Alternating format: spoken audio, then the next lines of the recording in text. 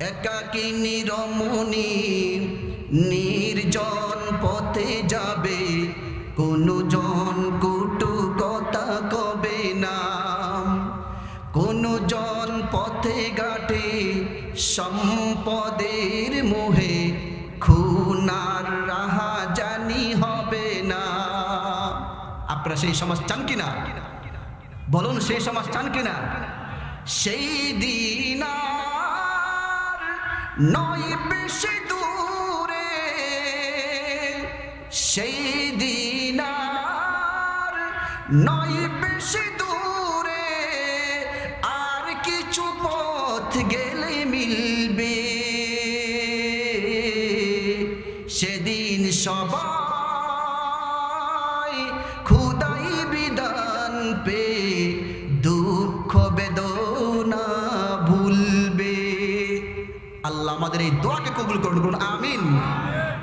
একদিন ইনশাআল্লাহ এই জমিনে, যেহেতু আল্লাহর জমিন, আল্লাহর জমিনে আল্লাহর বিধান কায়েম হবেই হবে। জোরে বলেন ইনশাআল্লাহ, আরো জোরে বলেন ইনশাআল্লাহ।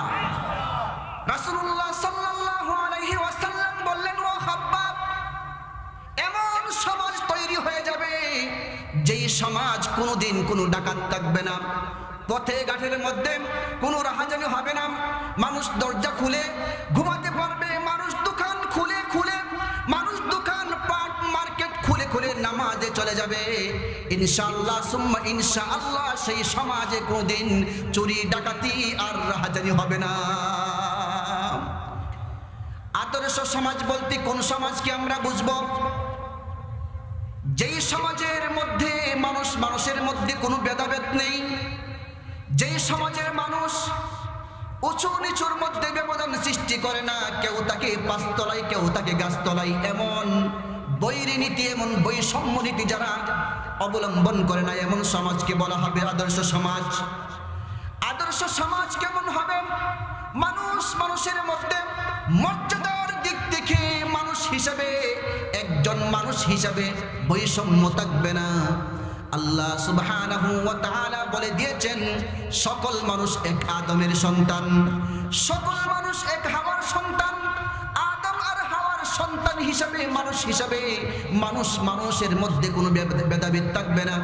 আল্লাহ সুবহানাহু ওয়া তাআলা কুরআনুল কারীমের সূরাতুল হুজুরাতে লোকদেরকে জানিয়ে দিয়েছেন, ইয়া আইয়ুহান নাসু ইন্না খালাকনাকুম মিন যাকারিন ওয়া উনসা ওয়া জাআলনাকুম শুউবান ওয়া ক্বাবাইলা লিতাআরাফু ইন্না আকরামাকুম ইনদাল্লাহি আতকাকুম। আল্লাহু আকবার। আল্লাহ তাআলা জানিয়ে দিয়েছেন, হে দুনিয়ার লোক সকল, তোমাদেরকে আদম আর হাওয়া থেকে সৃষ্টি করেছি, গোত্রে গোত্রে বিভক্ত করেছি, জাতিতে জাতিতে বিভক্ত করে দিয়েছি। কেন এটা করেছি? যেন আত্মীয়তার বন্ধনের মাধ্যমে লিতাআরাফু, পারস্পরিক পরিচয় লাভ করতে পারো। আর তোমরা মানুষ হিসাবে সকলেই সমান, কেউ কারো উপর মর্যাদার দিক থেকে প্রাধান্য পেতে পারে না। যদি সমাজের মধ্যে মানুষ মানুষের মধ্যে ভেদাভেদের কোনো মানদণ্ড নির্ণয় তোমরা করতে চাও, তাহলে মানদণ্ড নির্ণয় করো, সেটা হলো তাকওয়া। ইন্না আকরামাকুম ইনদাল্লাহি আতকাকুম। তোমাদের সমাজের সুশৃঙ্খল একটি জাতি হিসাবে, আদর্শ সমাজের বিপ্লব হিসাবে মানুষ মানুষের মধ্যে ভেদাভেদ সৃষ্টি করতে হলে যার তাকওয়া বেশি হবে সে হবে অন্য সব মানুষের থেকে শ্রেষ্ঠ। মানুষ মানুষের মধ্যে কোনো ভেদাভেদ থাকবে না, কেউ প্রভু হয়ে থাকবে আর কেউ গোলাম হয়ে থাকবে। এই গোলাম নীতি, এই দাস প্রথা ইসলাম উচ্ছেদ করে দিয়েছে। রাসূলুল্লাহ সাল্লাল্লাহু আলাইহি ওয়াসাল্লাম জানিয়েছেন, আদর্শ সমাজের রূপরেখা কি হবে? ঐতিহাসিক দশম হিজরিতে বিজয় হজ্জের ভাষণে জাবালে রহমতের পদদেশে জুমাবার আসরের পরে তিনি যে ভাষণ দিয়েছিলেন, এই ভাষণের মধ্যে তিনি আদর্শ সমাজের রূপরেখা তৈরি করেছেন। আল্লাহর রাসূল সাল্লাল্লাহু আলাইহি ওয়াসাল্লাম বলেন, ইয়া আইয়ুহান নাস, হে লোক সকল, আলা ইন্না রাব্বাকুম ওয়াহিদ, তোমাদের রব হলো এক।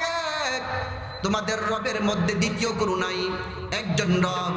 আলা ওয়া ইন্না আবাআকুম ওয়াহিদ, তোমাদের বাবা হলো একজন, তিনি হলেন আদম আলাইহিস সালাম। আলা ওয়া ইন্না আবাআকুম ওয়াহিদ, তোমাদের বাবা হলো একজন। লা ফাদলা লি আরাবিয়্যিন আলা আজামি, আরবদের উপর অনারবদের কোনো প্রাধান্য হতে পারে না।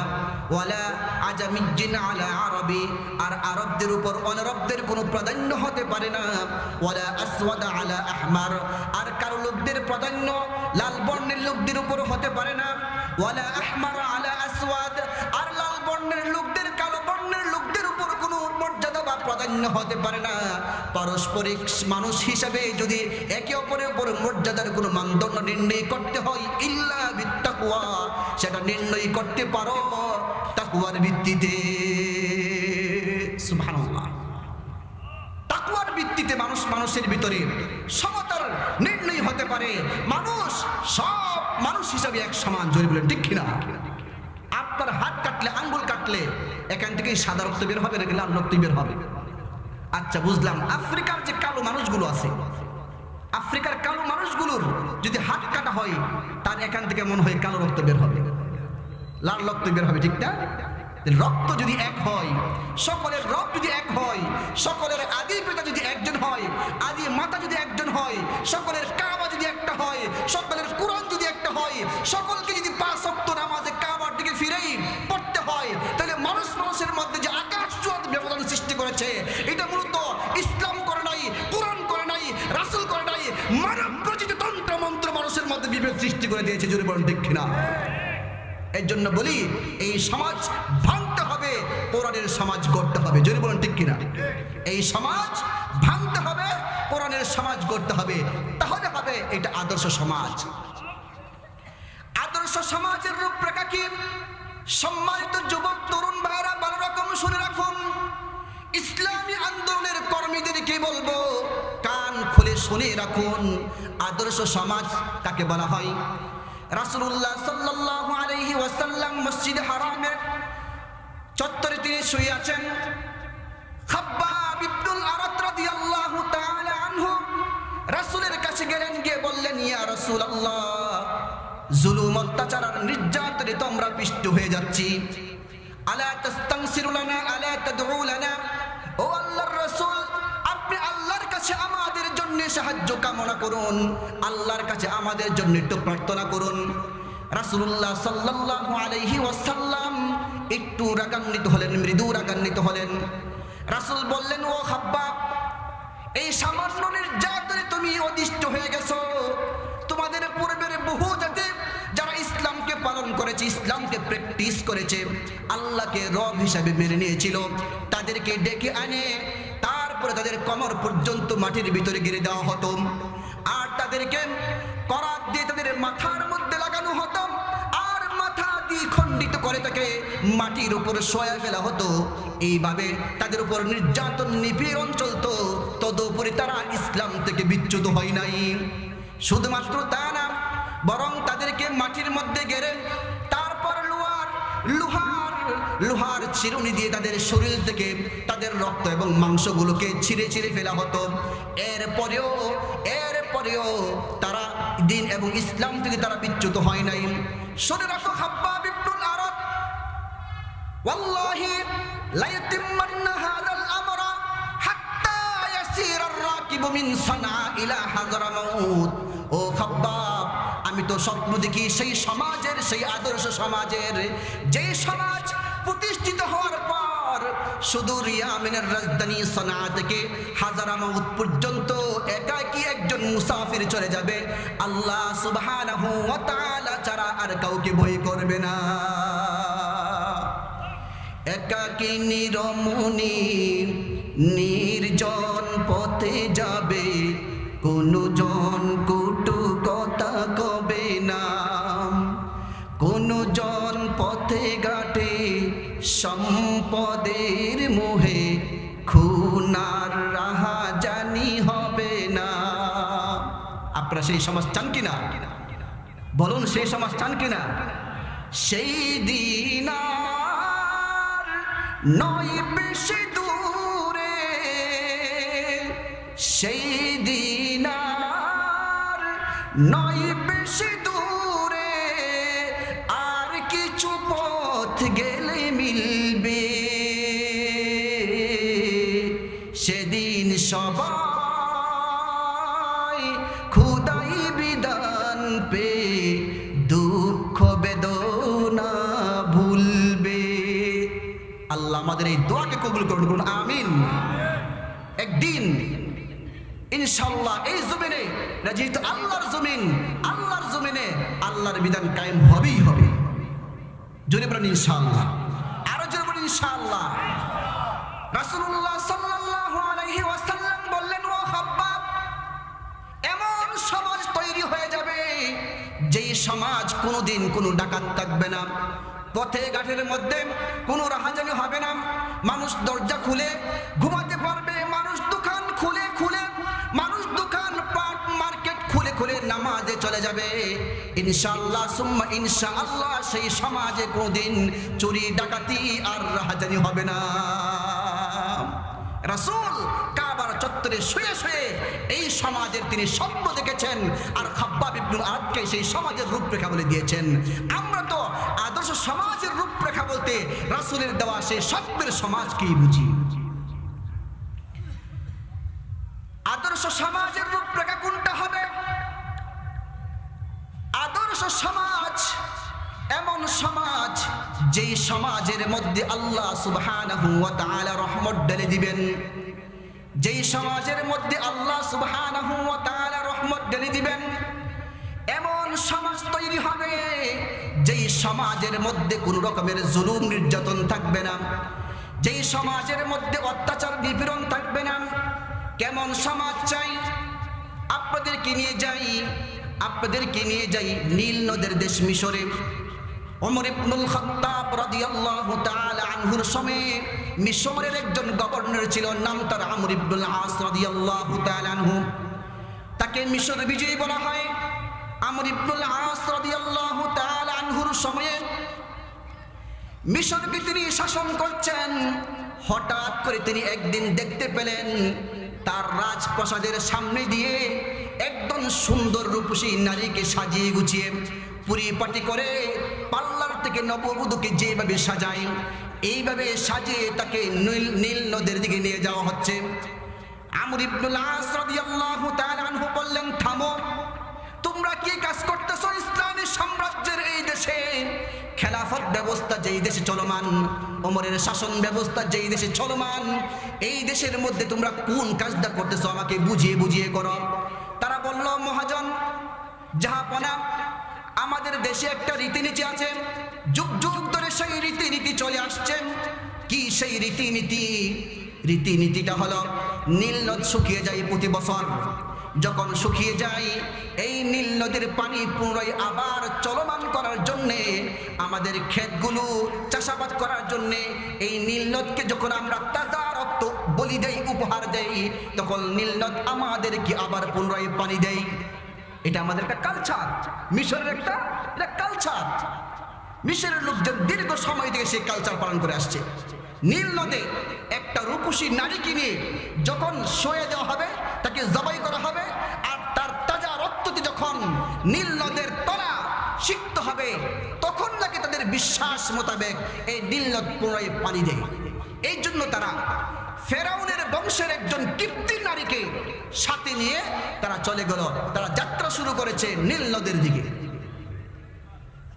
আমর ইবনুল আস রাদিয়াল্লাহু তাআলা আনহু বললেন, এটা তো ভারী কথা, একটা জঘন্য কথা। একজন নিরপরাধ নারীকে এইভাবে নীল নদের তলায় নিয়ে তাকে বলি দেওয়া হবে, তার কি দোষ, তার কি অপরাধ?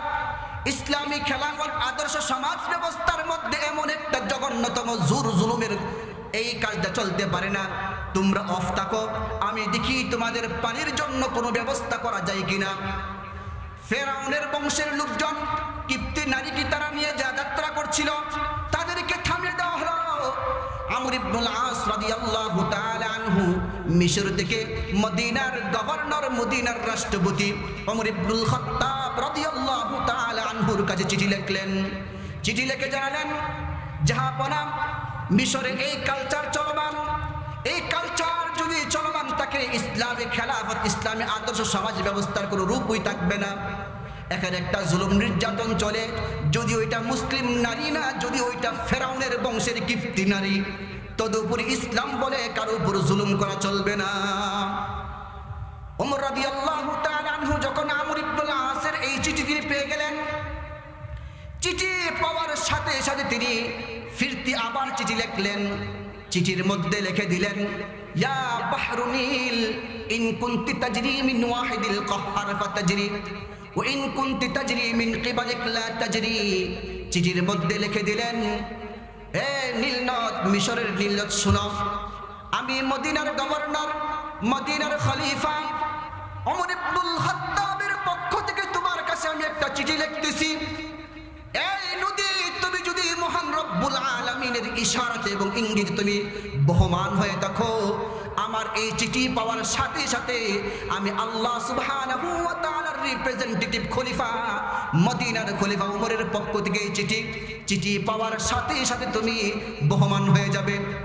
আর যদি তুমি আল্লাহ রব্বুল আলামিনের পক্ষ থেকে তুমি যদি বহমান না হও, চলমান না হও, তাহলে তোমার মতো কুলাঙ্গার নীল দুনিয়ার মুসলমানদের মিশরের দরকার নাই। বুঝতে পারছেন কত কঠিন কথা?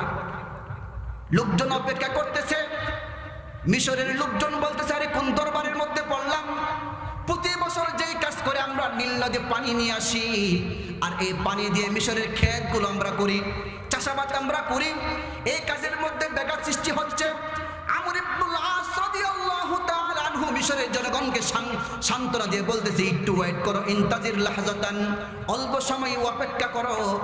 মদিনা থেকে ইসলামী সাম্রাজ্যের মহান খলিফার পক্ষ থেকে যখন ফরমান চলে আসবে, একটা সুন্দর ব্যবস্থাপনা হয়ে যাবে। সুদূর মদিনা থেকে মিশরে যাতায়াত করতে বেশ কিছু সময় লেগে যায়। আমর ইবনুল আস রাদিয়াল্লাহু তাআলা আনহু যখন চিঠিটা পেয়ে গেলেন, চিঠি পাওয়ার সাথে সাথে আমর ইবনুল আস রাদিয়াল্লাহু তাআলা আনহু নীল নদের মাঝখানে সেই চিঠিটা রাখবেন। চতুর্দিক থেকে নীল নদ, নীল নদটা প্রস্থের দিক থেকে খুব একটা বেশি নয়, কিন্তু দৈর্ঘ্যের দিক থেকে অনেক দৈর্ঘ্য একটা নদী। সবচেয়ে সর্ববৃহৎ নদীর নাম হলো, দীর্ঘ নদীর নাম হলো ইতিহাসের ভাষায় নীল নদ। এই নীল নদীর মধ্যে চতুর্দিকে মানুষগুলো দাঁড়িয়ে আছেন, লক্ষ্য করতেছে যুগ যুগ ধরে যেই রীতিনীতির বিপরীতে গিয়ে ইসলামী রাজ্যের খলিফা গভর্নর আমর ইবনুল আস পানির ব্যবস্থা করবে, এটা একটা আশ্চর্যজনক ব্যবস্থা ছিল। আমর ইবনুল আস রাদিয়াল্লাহু তাআলা আনহু তিনি একজন ফেরাউনি বংশের কিপ্তি নারীর জীবনকে বাঁচানোর জন্য একটি কল্যাণমূলক সমাজ উপহার দেওয়ার জন্য তিনি এই ব্যবস্থাটা করলেন। ওমর ইবনুল খাত্তাব রাদিয়াল্লাহু তাআলা আনহুর চিঠি নিয়ে তিনি নীল নদের মধ্যে রাখলেন, রেখে তিনি নীল নদের পার থেকে উপরে উঠতে পারলেন না। উপরে ওঠার আগেই 12 গজ উপর থেকে 12 গজের উপর থেকে কল্লুল বেগে নীল নদে পানি প্রবাহিত হয়ে যায়। এইভাবে ইসলামী খেলাফত ব্যবস্থা, ইসলামী সমাজ ব্যবস্থায় সব রকমের জুলুম অত্যাচারের কবর রচনা করে একটি আদর্শ সমাজ গঠন করে। বুঝতে পারছেন কি সমাজ? এমন সমাজ হলো আদর্শ সমাজ, যেই সমাজের মধ্যে শুধুমাত্র মুসলিম নারীদের জীবন রক্ষা পায় না, অমুসলিম নারী, ফেরাউনি বংশের নারী, যে ফেরাউন মূসা নবীর উপর অত্যাচার নির্যাতন নিপীড়ন করেছে, এবং ফেরাউনি বংশের নারীদেরকে পর্যন্ত যেই সমাজ ব্যবস্থায় বাঁচিয়ে দেয়, জুলুম থেকে বাঁচায়, এমন সমাজের নাম হলো আদর্শ সমাজ। বুঝতে পারছেন? আরেকটা উদাহরণ দিয়ে সামনে বাড়ি। আদর্শ সমাজ বলতে কোন সমাজকে বোঝায়?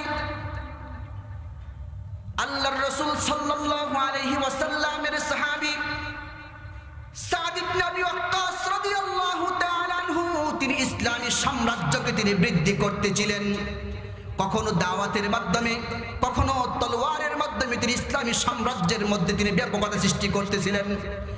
ব্যাপকতার এক পর্যায়ে সাদ ইবনে আবি ওয়াক্কাস রাদিয়াল্লাহু তাআলা আনহু তিনি রওনা করলেন পারস্যের দিকে, সাথে অনেকজন সৈনিক নিয়ে তিনি রওনা করেছেন। বিশিষ্ট একজন সৈনিক ছিল, নাম তার রিবিঈ ইবনে আমির রাদিয়াল্লাহু তাআলা আনহু। বলেন কি নাম? রিবিঈ ইবনে আমির। আরে বলেন না রিবিঈ ইবনে, আহা আল্লাহর নবীর একজন বিশিষ্ট সাহাবী, জান্নাতি সাহাবী রিবিঈ ইবনে আমির। এই সাহাবীর নাম তো আমরা জানি না। যদি আজকে জিজ্ঞেস করা হয় যে এই যুবক আর তরুণদের উদ্দেশ্যে এই আলোচনা পেশ করছি, যদি তাদেরকে যদি জিজ্ঞেস করা হয় আল্লাহর নবীর 10 জন জান্নাতের সুসংবাদ প্রাপ্ত সাহাবী আশারায়ে মুবাশশারা, তাদের নাম বলো, তারা বলবে 10 জন নাম বলতে পারবো না। সর্বোচ্চ আবু বকর, ওমর, ওসমান, আলী, 4 জন নাম, 5 জন নাম বলবে, এরপর আর বলতে পারবে না। সর্বোচ্চ বলবে আবু হুরায়রা, এর বিষয়ে বলতে পারবে না। যদি জিজ্ঞেস করা হয় বাংলাদেশে কতটা ফুটবল খেলার দল আছে, ইংল্যান্ডে কতটা আছে, যদি জিজ্ঞেস করা হয় আমেরিকাতে কয়টা আছে, সব বলে দিবে। কি আমাদের কপাল পুড়েছে সেই জায়গাতেই আমাদের যুবক আর তরুণরা জান্নাতের সুসংবাদপ্রাপ্ত 10 জন সাহাবীর নাম বলতে পারবে না, তো তারা কিভাবে আদর্শ সমাজ গঠন করবে? বলুন সাহাবীর নাম কি? রিবিঈ ইবনে আমির রাদিয়াল্লাহু তাআলা আনহু। সাদ ইবনে আবি ওয়াক্কাস তিনি তাকে সাথে নিয়ে গেলেন। সাথে নিয়ে গিয়ে যখন পারস্যের মাটিতে তিনি অবতরণ করলেন, পারস্যের মাটিতে অবতরণ করার সাথে সাথে পারস্য সাম্রাজ্যের যে রাজমহল আছে সেই রাজমহলে খোঁজখবর হয়ে গেছে। আরব দেশ থেকে, জাজিরাতুল আরব থেকে একদল লোক আসছে, তারা নাকি ইসলাম কায়েম করতে চায়।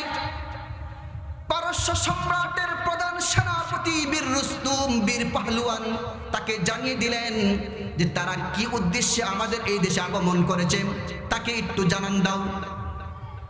পারস্যের মূল সেনাপতি বীর রুস্তুম, যার নাম আমরা অনেকেই শুনেছি, বীর রুস্তুম জানিয়ে দিল, ও সাদ ইবনে আবি ওয়াক্কাস, তোমরা কেন এসেছো? আমরা তার উদ্দেশ্য জানতে চাই। সাদ ইবনে আবি ওয়াক্কাস রিবিঈ ইবনে আমির রাদিয়াল্লাহু তাআলা আনহুকে পাঠালেন সেনাবাহিনীর প্রধান ফটকে। সেখানে যাওয়ার পর তাকে আটকে দেওয়া হলো। রিবিঈ ইবনে আমির বললেন, আমরা সাদ ইবনে আবি ওয়াক্কাসের পক্ষ থেকে দূত হিসাবে তোমাদের যে প্রধান সেনাপতি রুস্তুমের সাথে সাক্ষাতের জন্য এসেছি।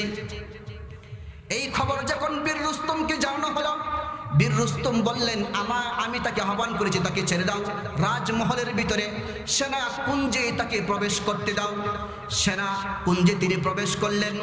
রিবিঈ ইবনে আমির রাদিয়াল্লাহু তাআলা আনহু যখন উপস্থিত হলেন, তিনি তাকে বীর রুস্তুম জিজ্ঞেস করলেন, মান আনতুম ওয়া মিন আইনা আনতুম, কারা তোমরা, কোত্থেকে এসেছো? রিবিঈ ইবনে আমির জবাব দিলেন, নাহনু আসহাবু রাসূলিল্লাহি সাল্লাল্লাহু আলাইহি ওয়াসাল্লাম, আমরা হলাম আল্লাহর নবীর সাহাবী। দ্বিতীয় প্রশ্ন ছিল মান আনতুম ওয়া মিন আইনা আনতুম, দ্বিতীয় প্রশ্ন ছিল তোমরা কোত্থেকে এসেছো? তিনি উত্তর দিলেন, জিনা মিনাল মাদিনাতিল মুনাওয়ারা, আমরা খেলাফতের রাজধানী মদিনাতুল মুনাওয়ারা থেকে পারস্যের মাটিতে এসেছি। জিজ্ঞেস করলেন, লিমা জিতুম, কেন তোমরা এসেছো? রিবিঈ ইবনে আমির রাদিয়াল্লাহু তাআলা আনহু বিপ্লবী কণ্ঠে 3টা কথা বলেন, আল্লাহু ইবতাসনা লিনুখরিজা মান শাআ মিন ইবাদাতিল ইবাদি ইলা ইবাদাতিল্লাহি ওয়াহদা ওয়া মিন যায়কিদ দুনিয়া ইলা সাআতিহা ওয়া মিন জাওরিল আদিয়ান ইলা আদলিল ইসলাম। তিনি বললেন, তিনি 3টা কথা বললেন, আমরা এসেছি মানুষকে মানুষের গোলামি থেকে মুক্ত করে আল্লাহ সুবহানাহু ওয়া তাআলার গোলামির মধ্যে লাগাই দেওয়ার জন্য। 1 নম্বর কথা, আমরা কেন এসেছি এই পারস্যের মাটিতে? আমরা এসেছি মানুষকে মানুষের গোলামি আর করবে না, মানুষ গণতন্ত্রকে মানবে না, কোনো পুঁজিবাদকে মানবে না, সমাজতন্ত্রকে মানবে না, সেকুলারিজমকে মানবে না, সমস্ত তন্ত্র মন্ত্রকে বাদ দিয়ে মানুষ এক আল্লাহ সুবহানাহু ওয়া তাআলার বিধান, এই কোরআনের বিধানকে তারা মানবে। আমরা এসেছি পারস্যের বাড়িতে কোরআনের বিধানকে এই সমাজটাকে সাজানোর জন্য। এরপরে তিনি বললেন, আমিন দায়িকিদ দুনিয়া ইলা সাআতিহা, তোমরা দুনিয়ার যে সংকীর্ণতার মধ্যে পড়েছ, এই সংকীর্ণতা থেকে দুনিয়ার একটা বিশাল প্রশস্ততার বিষয় রয়েছে, মানুষকে দুনিয়ার প্রশস্ততার স্বপ্ন দেখানোর জন্য আমরা এসেছি। আমিন জাওরিল আদিয়ান ইলা আদলিল ইসলাম, 3 নম্বর হলো এই পারস্য সম্রাটের অধীনে যত রকমের জুলুম নির্যাতন হচ্ছে, যত রকমের স্বৈর শাসন হচ্ছে, সব রকমের স্বৈর শাসনের কবর রচনা করে এখানে নেই এবং ইনসাফের মিনার প্রতিষ্ঠা করার জন্য আমরা এসেছি। আদর্শ সমাজ কাকে বলা হয় রিবিঈ ইবনে আমিরের বক্তব্য থেকে আরো স্পষ্ট হয়ে গেছে। সেটা কি? আদর্শ সমাজ মানে হলো এই সমাজটা আল্লাহর, এই মাটি আল্লাহর, এই জমিন আল্লাহর। এই জমিনে মানুষ থেকে কোনো মানুষের গোলামি করবে না, কোনো তন্ত্র মন্ত্রকে মানবে না। মানুষ মানবে একমাত্র আল্লাহ দেওয়া জীবন কোরআন। কোনটা মানবে? মানুষ এই কোরআনকে মানবে। 2 নম্বর হলো সমাজের ভিতরে অর্থনৈতিক জুলুম হয়, রাজনৈতিক জুলুম হয়, সমাজের ভিতরে সামাজিক জুলুম হয়।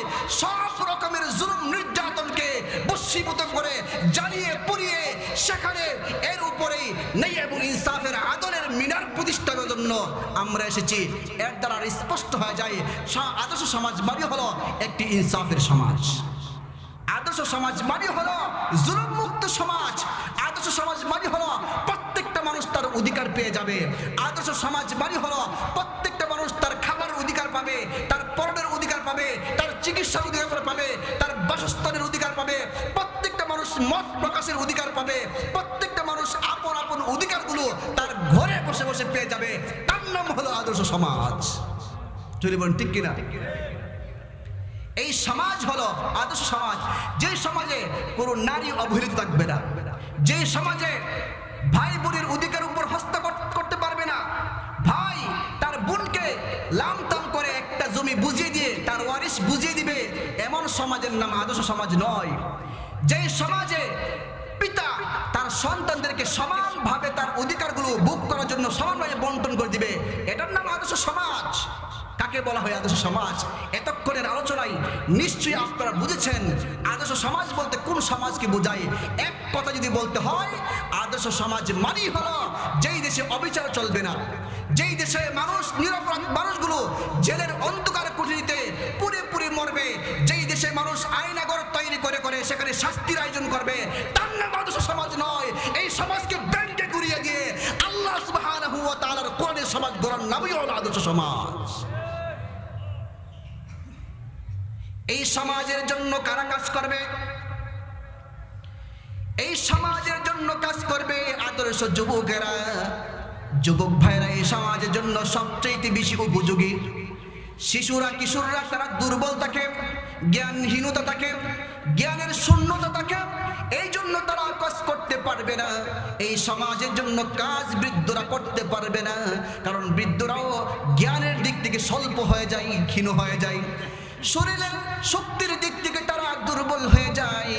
এই সমাজে যদি আদর্শ সমাজ গঠন করতেই হয়, তাহলে মানুষের জীবনের গোল্ডেন লাইফ বলা হয় যৌবনকালকে।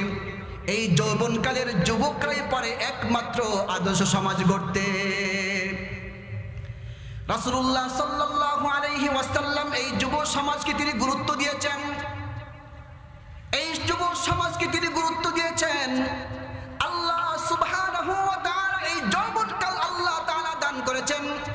সূরাতুর রুমের আয়াতে আল্লাহ তাআলা জানিয়ে দিয়েছেন, আল্লাহুল্লাযী খালাকাকুম মিন দুউফিন সুম্মা জাআলা মিন বা'দি দুউফিন কুওয়া সুম্মা জাআলা মিন বা'দি কুওয়াতিন দুউফান ওয়া শাইবা ইয়াখলুকু মা ইয়াশা ওয়া হুয়াল আলীমুল কাদির। জোরে বলুন আল্লাহু আকবার। আল্লাহ তাআলা বলেন, আমি তোমাদেরকে যেমন ইচ্ছা তেমন করে সৃষ্টি করেছি, দুর্বলতা থেকে তোমাদেরকে আমি সৃষ্টি করেছি, এই দুর্বল অবস্থা থেকে আমি আল্লাহ তোমাদেরকে শক্তিমান করেছি, আর এই শক্তিমান অবস্থা থেকে একদিন আমি তোমাদেরকে দুর্বল বানিয়ে দেব, তোমরা তখন বৃদ্ধ হয়ে যাবে। হবে কিনা মানুষ? জোয়ান সবসময় থাকবে জোয়ানি? আজকে যারা এই যে বৃদ্ধ বাবাদেরকে দেখতে পাচ্ছি, তারা এক সময় নওজোয়ান ছিলেন, তাদের বাহুতে অনেক শক্তি ছিল, আল্লাহ তাআলা সেই শক্তি দিয়েছেন। এই জন্য যুবক ভাইরা কান লাগিয়ে কথাগুলো শুনুন। ইসলামে যুবকদের অনেক সম্মান এবং মর্যাদা রয়েছে। আল্লাহর রাসূল সাল্লাল্লাহু আলাইহি ওয়াসাল্লাম যুবকদেরকে তিনি অনেক সম্মান করেছেন, যুবকদের অনেক গুরুত্ব রয়েছে। রাসূলুল্লাহ সাল্লাল্লাহু আলাইহি ওয়াসাল্লাম একবার একটি ঘরের ভিতরে প্রবেশ করলেন, একটা মিটিং এর আয়োজন করলেন। মিটিং এর মধ্যে যুবকরা এসে বসে গেল। রাসূলুল্লাহ সাল্লাল্লাহু আলাইহি ওয়াসাল্লাম খুঁজতেছিলেন আমার একজন যুবক সাহাবী আছে, সেই যুবক সাহাবীকে দেখতে পাচ্ছি না। বারবার তিনি ইয়ানজুরু হাহুনা ওয়া হাহুনা, এদিক সেদিক তিনি তাকাচ্ছিলেন। কিছুক্ষণ পর যখন গড়টা ভরপুর হয়ে গেল, রাসূলের প্রিয়তম সাহাবী আব্দুল্লাহ আল বাজালি রাদিয়াল্লাহু, জারির ইবনে আব্দুল্লাহ আল বাজালি রাদিয়াল্লাহু তাআলা আনহু তিনি চলে আসলেন। চাঁদের মতো চেহারাদার আব্দুল্লাহ, জারির ইবনে আব্দুল্লাহ আল বাজালি রাদিয়াল্লাহু তাআলা আনহু যখন চলে আসলেন, তিনি এসে ঘরের ভিতরে চৌকাঠের মধ্যে তিনি বসে গেলেন। রাসূলুল্লাহ সাল্লাল্লাহু আলাইহি ওয়াসাল্লামের পছন্দের যুবক, তিনি বললেন, ও যুবক, একটু লেট হয়েছে তোমার আসতে, জায়গা পাও নাই বসার জন্যে। আমার হাতে আপনার রুমাল দেখতেছেন না, রুমাল। রাসূলুল্লাহ সাল্লাল্লাহু আলাইহি ওয়াসাল্লামের গায়ে থেকে তিনি তার চাদরটা জারির ইবনে আব্দুল্লাহর দিকে এইভাবে নিক্ষেপ করলেন। নিক্ষেপ করে বললেন, ও জারির ইবনে আব্দুল্লাহ, যুবক সাহাবী, বসার জায়গায় পাচ্ছ না, তুমি আমার গায়ের চাদরের উপর তুমি বিছিয়ে বসে যাও। কেমন সম্মান দেখছেন কেমন সম্মান। আল্লাহর নবীর সাহাবীকে রাসূলের চাদর উপর বসবে। জারির ইবনে আব্দুল্লাহ আল বাজালি রাদিয়াল্লাহু তাআলা আনহু, তিনি আমরা ক্রিকেট খেলার বল যেভাবে ক্যাচ নিয়ে ফেলি, লুফে ফেলি, রাসূলের এই সাহাবী জারির ইবনে আব্দুল্লাহ আল বাজালি তিনি লুফে ফেললেন। লুফে তিনি এই চাদরটার মধ্যে চুমু খেতে লাগলেন আর বলতে লাগলেন, আকরামাকাল্লাহ কামা আকরামতানি ইয়া রাসূলুল্লাহ, হে আল্লাহর রাসূল, ভরপুর মজলিসে আমাকে আপনার গায়ের চাদর দিয়ে যেভাবে বসার জন্য সম্মানিত করেছেন, আল্লাহ সুবহানাহু ওয়া তাআলা আপনার সম্মানকে বৃদ্ধি করে দেন। যুবকের সম্মান আছে কিনা ভাই? যুবকের সম্মান আছে কিনা? আমরা বুঝি না, আমরা আমাদের সম্মানকে নিতে জানি না।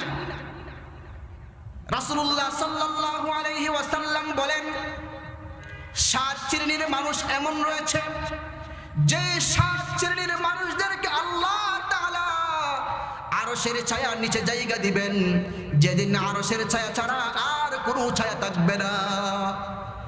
সাবআতু ইউযিল্লুহুমুল্লাহু ইয়াওমা লা যিল্লা ইল্লা যিল্লু, আল্লাহ তাআলা 7 শ্রেণীর মানুষদেরকে আরশের ছায়া তলে জায়গা দিবেন, যেদিন আরশের ছায়া ছাড়া আর কোনো ছায়া থাকবে না।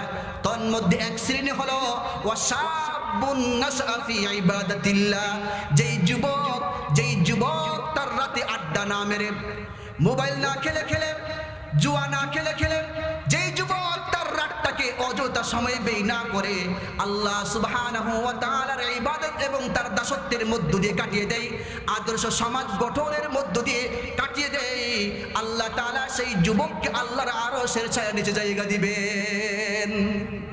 যুবকের কত মর্যাদা! আল্লাহু আকবার! আর জোরে বলুন আল্লাহু আকবার! যুবকের এত মর্যাদা। আল্লাহর রাসূল সাল্লাল্লাহু আলাইহি ওয়াসাল্লাম তিরমিজি শরীফের হাদিসে বলেন, قال رسول الله صلى الله عليه وسلم اغتنم خمسا قبل خمسين, 5টি জিনিসের পূর্বে 5টি জিনিসের সম্মান এবং মর্যাদা দাও, গনিমত মনে করো, মূল্যায়ন করো। 1 নম্বর হলো শাবাবাকা ক্বাবলা হারামিকা, 1 নম্বর হলো বৃদ্ধ হয়ে যাওয়ার আগেই যৌবনকালকে মূল্যায়ন করো। 2 নম্বর হলো ওয়াসিহাতাকা ক্বাবলা সুকমিকা, অসুস্থ হয়ে যাওয়ার আগে তোমার সুস্থতাকে মূল্যায়ন করো। অফারাগাকা ক্বাবলা শুগুলিকা অফারাগাকা ক্বাবলা শুকরিকা, আর তুমি ব্যস্ত হয়ে যাওয়ার আগেই তোমার অবসর সময়টাকে তুমি গনিমত এবং মূল্যায়ন করো। আর রাসূলুল্লাহ সাল্লাল্লাহু আলাইহি ওয়াসাল্লাম 4 নম্বরে বলেছেন, অগিনাকা ক্বাবলা ফাকরিকা, আর তুমি দরিদ্র হয়ে যাওয়ার আগেই তোমার সচ্ছলতার জীবনকে তুমি গনিমত মনে করে তুমি মূল্যায়ন করো। 5 নম্বর হলো হায়াতাকা ক্বাবলা মাউতিকা, মৃত্যু আসার আগে তোমার এই সুস্থ জীবনটাকে গনিমত মনে করো। 1 নম্বর হলো শাবাবাকা ক্বাবলা হারামিকা, হে যুবক, আপনার জন্য ইসলাম, আপনার জন্য এই সমাজ ইসলাম শিখে বুঝে, কোরআন শিখে বুঝে, ইসলামের আলোকে, ইসলামের নবীর সুন্নাহর আলোকে আপনার আদর্শ সমাজ গঠন করবেন। আদর্শকে মূল্যায়ন করা। রাসূলুল্লাহ সাল্লাল্লাহু আলাইহি ওয়াসাল্লাম আদর্শ সমাজ গঠন করার জন্য যুবকদেরকে তিনি চাইতেন। এই জন্য দেখা যায় রাসূলুল্লাহ সাল্লাল্লাহু আলাইহি ওয়াসাল্লাম বলেছেন, মক্কার জমিনে যখন আমি ইসলামকে প্রতিষ্ঠা করতে চাইলাম তখন বৃদ্ধরা আমার বিরোধিতা করেছে আর যুবক তরুণরা আমাকে সহযোগিতা করেছে। রাসূল বলেছেন, যুবক এই তরুণরা ইসলাম প্রতিষ্ঠার কাজে রাসূলকে সহযোগিতা করেছে। আবু বকর, ওমর, উসমান, আলী, খাব্বাব, খুবাইব, জাবের, জুবাইর, আম্মার, ইয়াসির, সাদ ইবনে আবি ওয়াক্কাস, সাদ ইবনে রাওয়াহা, আব্দুল্লাহ ইবনে রাওয়াহা মতো এরকম যুবক এবং তরুণ সাহাবীরা রাসূলকে ইসলাম প্রতিষ্ঠার কাজে সহযোগিতা করেছেন। আর বৃদ্ধরা আবু জাহাল, উতবা, সাইবা, এইভাবে মুগীরা, এই সমস্ত বৃদ্ধরা ইসলামের বিরুদ্ধাচরণ করেছে, ইসলামের আলোকে নিভিয়ে ফেলার চেষ্টা করেছে। সুতরাং যুব শক্তি ইসলামের প্রাণ শক্তি, যুবকরাই হলো আদর্শ সমাজ গড়ার মহাশক্তি। এই যুবকরা আছে বলে এই সমাজটা দিন দিন উন্নতি লাভ করছে। আপনারা দেখুন 1952 সালের ভাষা আন্দোলন কারা করেছে? রফিক, জব্বর, বরকত, তারা যুবক ছিল না? তারা যুবক ছিল। 1971 সালের স্বাধীনতা আন্দোলন কারা করেছে? যুবকরা করেছে। 69-এর গণঅভ্যুত্থান কারা করেছে? যুবকরাই করেছে। যুগে যুগে এই যুবকদের মাধ্যমেই দেশের স্বাধীনতা অর্জিত হয়েছে, দেশের স্বাধীনতা অক্ষুণ্ণ থেকেছে। যে কোনো আন্দোলনে এই যুবকদের অবদান সবচেয়ে বেশি অগ্রগণ্য, জোরে বলেন ঠিক কিনা? এই যুবকরাই পারে, এই যুবকরাই পারে দেশটাকে আদর্শের আদলে, কোরআনের আদলে একদম সুন্দর করে সাজিয়ে গুছিয়ে এই সমাজটাকে একটি আদর্শ সমাজ হিসেবে গড়তে। এই সমাজটাকে যদি যুবকরা আদর্শ সমাজ করতে হয়, যুবকদের কি করতে হবে? যুবকদের 3টা গুণ অর্জন করতে হবে। বলুন কয়টা গুণ? যুবকদের মূল সবক চলে আসছে। যুবকদেরকে 3 কাজ করতে হবে। কয় কাজ? 3 কাজ করতে হবে। 3টা কাজ করলে ইনশাআল্লাহ যুবকরা এই সমাজের জন্য মানব শক্তি হয়ে দাঁড়াবে, তারা সম্পদ হয়ে দাঁড়াবে, এই সমাজের একটা মহাশক্তিমান হয়ে তারা দাঁড়াবে। 3 কাজ করতে হবে। 3 কাজ। ঈমান আনার পর, তাওহীদে বিশ্বাস করার পর তাদের 3 কাজ করতে হবে। 1 নম্বর কাজ হলো তাদেরকে সততার গুণ অর্জন করতে হবে। 1 নম্বর কাজ কি? সততার গুণ। মুখস্থ রাখবেন। এই সবক যেন ঘরের ভিতরে পৌঁছানো যায়, এই সবক যেন সমাজে গিলানো যায়, এই সবক যেন চায়ের স্টলে বসে বসে আলোচনা করা যায়, এই সবক যেন, সবকের আলোকে যেন আপনার সন্তানকে গড়তে পারেন ইসলামের জন্য। ইনশাআল্লাহ সুম্মা ইনশাআল্লাহ এমন একদিন আসবে যেদিন এই যুবকদের হাতে ইসলামের কালিমার পতাকা উড়বে। এই জন্য বলি সবকটা মনে রাখবেন। 1 নম্বর, যুবকদের গুণ থাকতে হবে সততার গুণ। রাসূলের সবচাইতে জন্মগত ছোটকাল থেকে যে গুণটা ছিল সেটা ছিল সততার গুণ। আল্লাহ সুবহানাহু ওয়া তাআলা সত্য এবং তিনি সত্যবাদী, আর এই সততার গুণকে তিনি পছন্দ করেন। আমান আসদাকু মিনাল্লাহি হাদিসা, আমান আসদাকু মিনাল্লাহি কিলা। কোরআনে আল্লাহ তাআলা বলছেন, আল্লাহর চেয়ে সত্যবাদী আর কে আছে? আল্লাহর চেয়ে সত্যবাদী আর কে আছে? ইন্নাল্লাহা ইউহিব্বুস সাদিকিন। আল্লাহ তাআলা সত্যবাদী যারা তাদেরকে তিনি ভালোবাসেন। রাসূলুল্লাহ সাল্লাল্লাহু আলাইহি ওয়াসাল্লামের সততার গুণ ছিল। এই জন্য তিনি একটি আদর্শ সমাজ যাদের সামনে উপহার পেশ করতে পেরেছিলেন। এই সমাজের যুবক সমাজ, এই সমাজের যুবকরা যদি, তরুণরা যদি রাসূলের মতো করে, রাসূলকে অনুসরণ করে সততার গুণ অর্জন করতে পারে, ইনশাআল্লাহ তাআলা তারাও আলা মিনহাজিন নবুওয়া একটি আদর্শ সমাজ গঠন করতে পারবে। রাসূল কেমন সত্যবাদী ছিলেন? রাসূলুল্লাহ সাল্লাল্লাহু আলাইহি ওয়াসাল্লাম ওহী পাওয়ার জন্য গারে হেরাতে ধ্যানমগ্ন ছিলেন।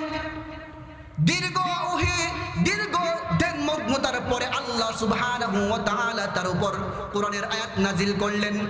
জিবরিল আমিনকে পাঠিয়ে দিলেন। জিবরিল আমিন এসে বলল, ইয়া রাসূলুল্লাহ ইকরা, আপনি পড়ুন। তিনি বললেন, মা আনা বিকারিন, আমি তো পড়তে জানি না। আবার বললেন, ইকরা, আপনি পড়ুন। তিনি বললেন, মা আনা বিকারিন, আমি তো পড়তে জানি না। জিবরিল আমিন তৃতীয়বারের মতো মুলাকাত করলেন। মুলাকাত মুআনাকা করলেন। মুআনাকা করার মাধ্যমে রাসূলকে বললেন, ও রাসূল, ইকরা বিসমি রাব্বিকাল্লাযী খালাক, আপনি আপনার রবের নামে পড়ুন যিনি আপনাকে সৃষ্টি করেছেন। তিনি পড়লেন। পরে তিনি গারে হেরা থেকে যখন বাসায় ফিরে আসলেন, আম্মা জান খাদিজা রাদিয়াল্লাহু তাআলা আনহাকে এসে বললেন, ও খাদিজা, লাকাদ খাশিতু আলা নাফসি, আমি আমার প্রাণ নাশের ভয় করতেছি, আমার প্রাণ নাশের ভয় করতেছি। রাসূলুল্লাহ সাল্লাল্লাহু আলাইহি ওয়াসাল্লাম এই কথা বলার পর আম্মা জান খাদিজা রাদিয়াল্লাহু তাআলা আনহা তিনি বললেন, কাল্লা আবশির ওয়াল্লাহ, না না, কখনো হতে পারে না, আপনি আপনার প্রাণের ভয় করার দরকার নাই। কাল্লা লা ইউখজিকাল্লাহু আবাদা, আল্লাহ তাআলা আপনাকে কোনো ক্ষতি করবেন না, ধ্বংস করবেন না। কেন করবেন না? ইন্নাকা লাতাসিলুর রাহিমা, আপনি আত্মীয়তার বন্ধনকে ঠিক রাখেন। ওয়া তাসদুকুল হাদিসা, আর আপনি তো সমাজে যত কাজ করেন, সত্য কাজ করেন, যত কথা বলেন সবগুলোই সত্য কথা বলেন। কোত্থেকে সনদ পাওয়া গেছে? স্ত্রীর কাছ থেকে। ইতিমধ্যে রাসূল আম্মা জান খাদিজা রাদিয়াল্লাহু তাআলা আনহার সাথে 15 বছরের সংসার করে ফেলছেন। আরে ঘরের লোকজন যদি তার স্বামীকে সত্যায়ন করে, কোনো বিষয়ে তাকে সাপোর্ট করে, তাহলে এটা সবচেয়ে বড় সাপোর্ট। কারণ উনি জানে রাতের হালত কি আর দিনের হালত কি। ঠিক কিনা? স্ত্রীরা জানে কিনা? আম্মা জান খাদিজা রাদিয়াল্লাহু তাআলা আনহা তিনি বললেন, ওয়া তাসদুকুল হাদিসা, আল্লাহ আপনাকে ধ্বংস করবেন না, কোনো ক্ষতির মুখোমুখি করবেন না, কারণ আপনি হলেন চরম সত্যবাদী। রাসূলুল্লাহ সাল্লাল্লাহু আলাইহি ওয়াসাল্লাম দীর্ঘ সময় পার হয়ে গেল, গোপনে গোপনে ইসলামের দাওয়াত দিচ্ছেন।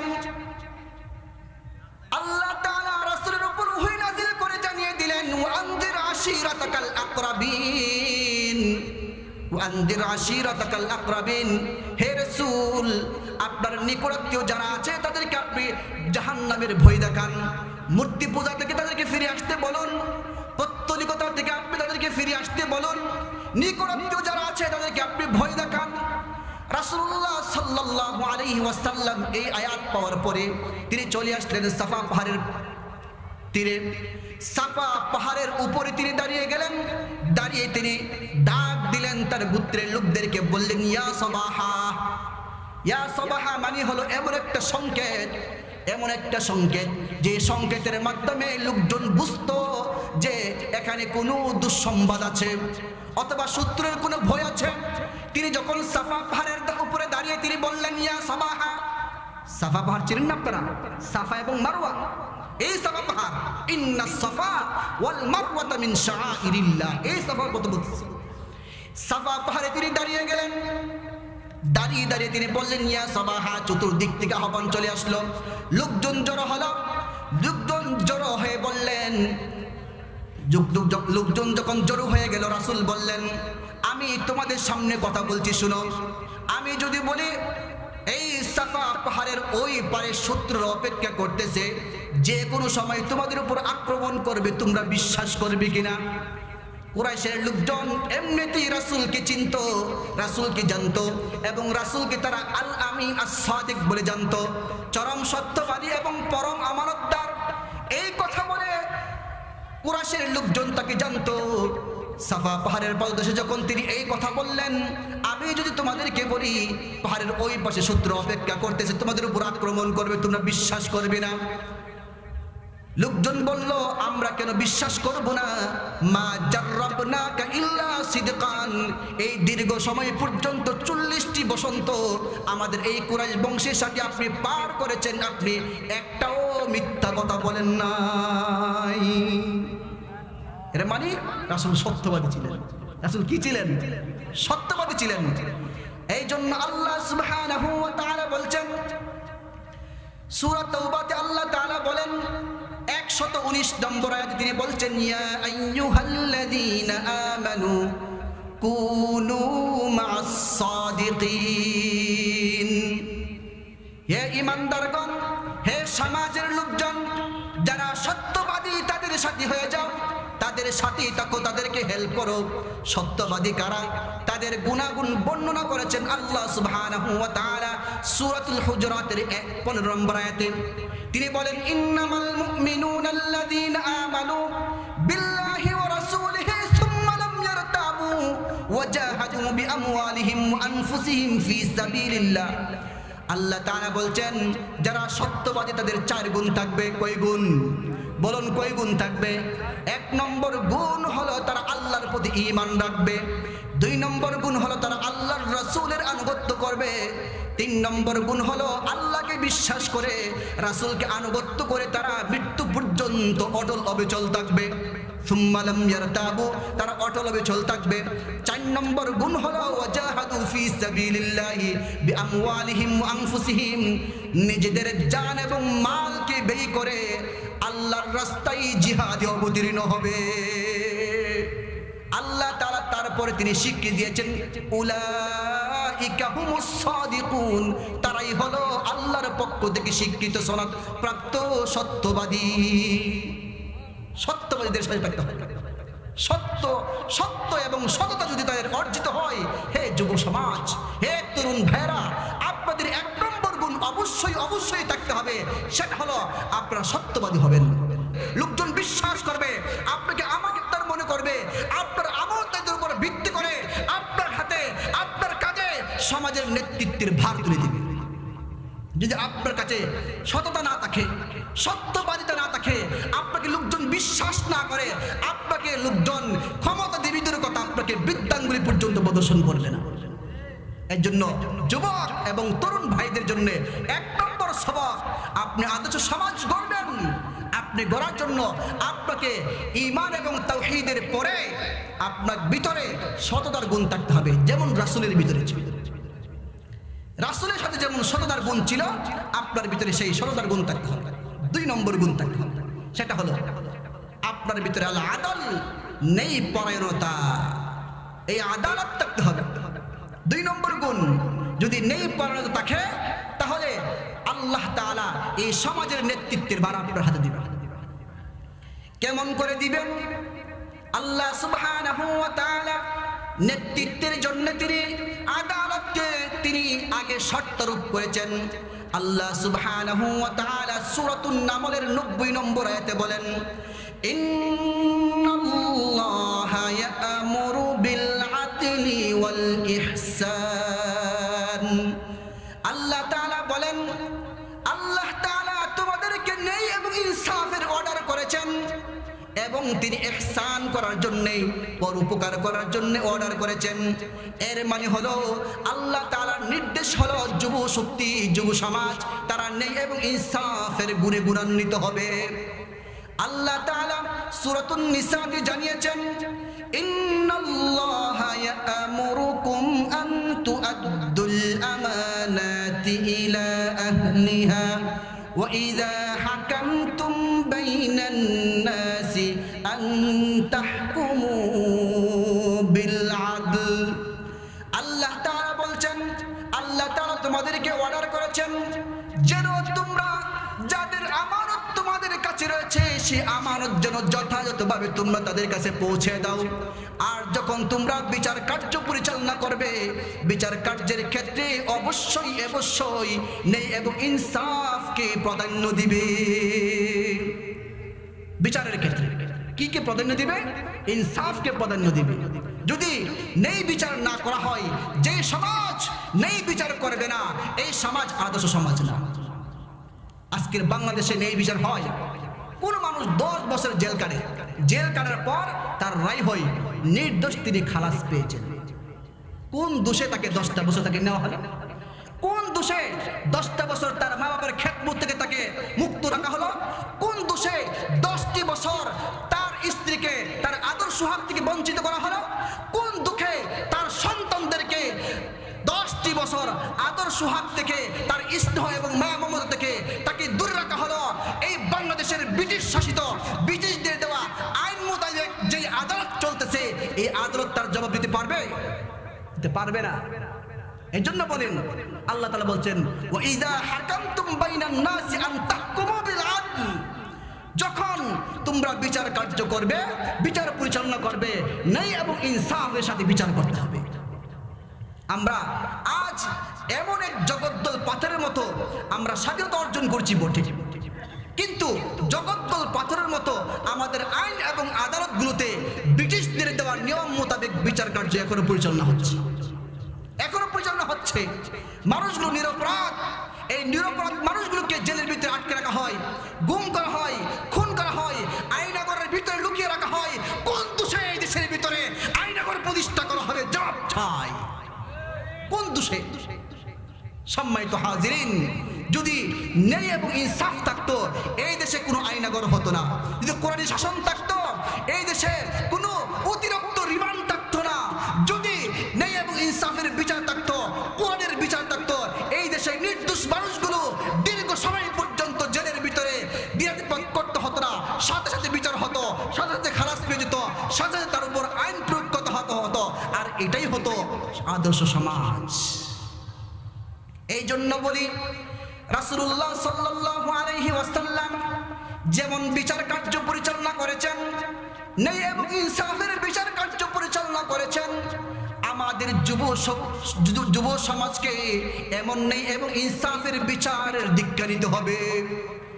রাসূলুল্লাহ সাল্লাল্লাহু আলাইহি ওয়াসাল্লাম কেমন বিচার পরিচালনা করেছেন?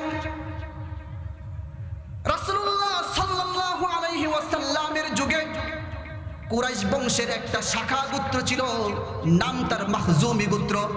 মাখজুমি গোত্রের একজন নারী, নাম তার ফাতেমা। রাসূলের মেয়ের নামে তার নাম।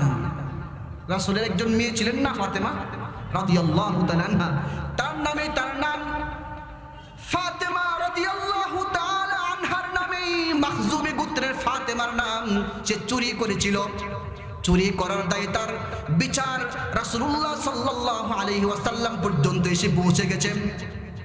কেমন রাসূল বিচার করেছেন, তার বিচারিক আদালতের রূপরেখাটা কি দেখুন। রাসূলুল্লাহ সাল্লাল্লাহু আলাইহি ওয়াসাল্লাম বিচার কার্য পরিচালনা করবেন, ঠিক সে সময়ে কুরাইশের লোকজন কানাকানি হানাহানি করতেছিল।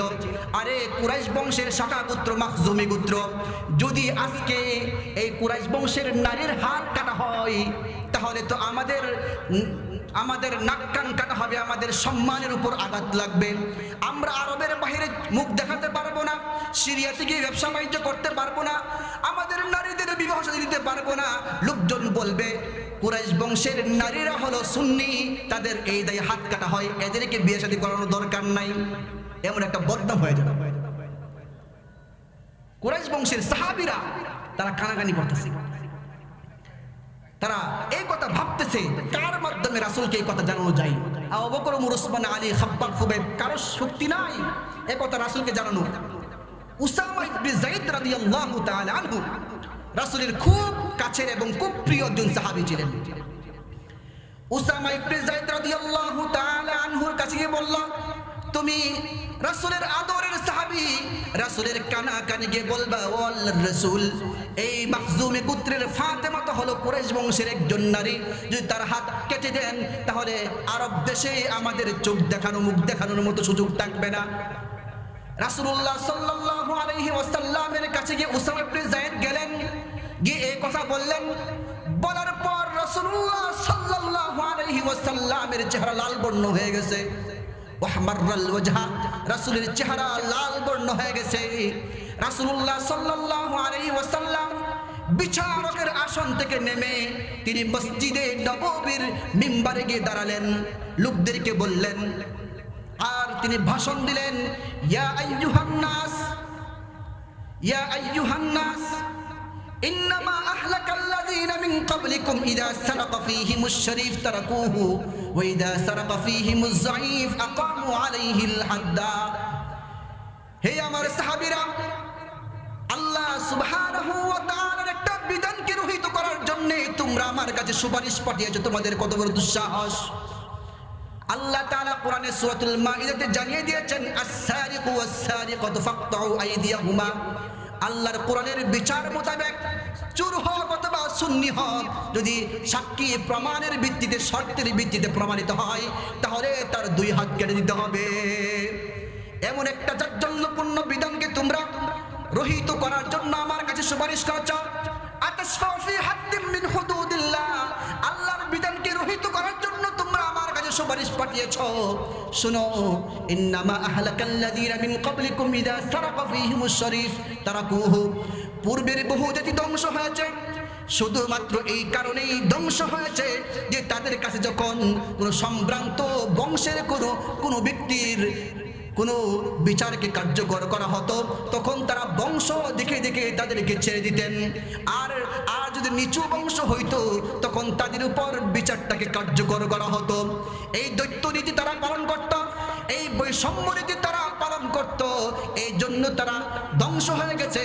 শুনো, মাখজুমি গোত্রের কেন, শুধুমাত্র লাউ আন্না ফাতিমাতা বিনতি মুহাম্মাদিন সাল্লাল্লাহু আলাইহি ওয়াসাল্লাম লাকাতাতু ইয়াদাহা, শুধুমাত্র মাখজুমি গোত্রের ফাতেমা, শুধু তা না, যদি আমার আদরের কন্যা ফাতেমাও হতো, তাহলে আমি তার দুটি হাত জনগণের সামনে কেটে দিতাম। কেমন ইনসাফের বিচার! যুব সমাজ, যুবক ভাইরা, তরুণ ভাইরা, আপনাদেরকে রাসূলের দেওয়া সেই আদর্শ নিয়ে এবং ইনসাফের বিচারের দীক্ষা নিতে হবে।